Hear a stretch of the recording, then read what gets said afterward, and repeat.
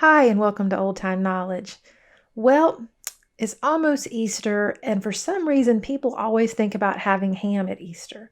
We're not having a ham for Easter, but I'm going to tell you one thing we love is these Kings Hawaiian ham and cheese sliders. They are amazing, buttery, cheesy, delicious, kind of sweet, just perfect.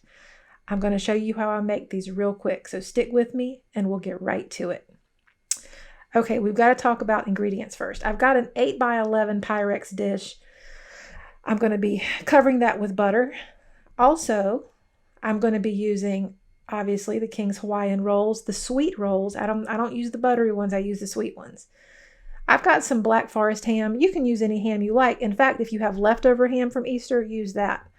Havarti cheese. I love Havarti cheese. Another good option is baby Swiss. I'm just showing you the principles of this here. Okay, we've got Duke's mayonnaise, the very best mayonnaise. And lastly, we've got some butter. Pitiful looking butter, but it's butter and it's going to do just fine. So now I'm going to speed things up.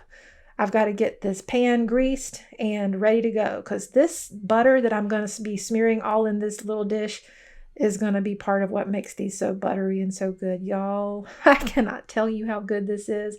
So I'm just covering this really good with butter, and then I'm going to be getting the rolls in there. And also, I had to show you my hands are clean. So I did wash my hands before I went to the next step. These rolls are hard to get out of the cardboard packaging. They tend to want to stick, so be careful when you take them out. You might want to divide all of them in half and then just slice them down the middle. So you're going to slice them just like you would as if you were making sandwiches. And I'm checking to make sure they all fit. And it looks like I can use one more row, and I have another package. So I'm going to use these last 3 from another package I had already opened, slice those down the middle and get the bottoms in there. Now I'm going to just cover everything with some mayonnaise. Not too much, just enough to give some good flavor to that bottom part of the bread. You can use as much as you want. Some people use mustard, some people use other things, but really for me, mayonnaise is all it needs. Now I'm going to put the Black Forest ham. I usually like to double the layers up. You see how I'm doing this? I just fold it over. And that is perfect. More than that would be too much, but this is just perfect. If you're using the thicker slices of cooked ham, you're obviously just going to use one layer. Now we're going to get the Havarti cheese and make sure everything's covered with at least one slice of the Havarti cheese. And again, like I said, baby Swiss is another good option for this. Provolone might be a good option, but I love this. And you're going to cover them. And now I need to get some melted butter. And I'm going to brush this on the tops of all the rolls. But I'm not going to pop this in my oven just like this because my oven can be unreliable. And what I like to do is actually let them melt under aluminum foil first. And then about halfway through baking, I take the aluminum foil off and let them bake the rest of the way so that the tops get brown. So that's what I'm doing. I'm just going to put this aluminum foil on, pop them in the oven. I've taken them out and taken the aluminum foil off. I've popped them back in, and now they're nice and toasty on top. And it's time to get these split up and put on a plate to serve. So I have to use a knife for this because you saw how I put those slices of ham.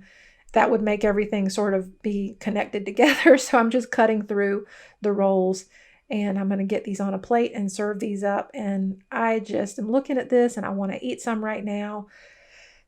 These are so good, y'all. I hope you make them. And I hope that you will let me know what you think. You may have already made these before. You may make them a different way. And if you do, tell me in the comments below because I'll be interested in hearing about it. But this is delicious for a family meal, for a church fellowship meal, really anytime. These are just so good. Plus you can refrigerate them and then you can reheat them. I actually like to reheat them in my oven. I'll wrap them in some aluminum foil and just heat them for a little while until they warm up in the oven. So anyway, there it is. I hope you enjoyed this. Let me know what you think. And I thank you so much for watching, and I'll see you again soon. Bye-bye.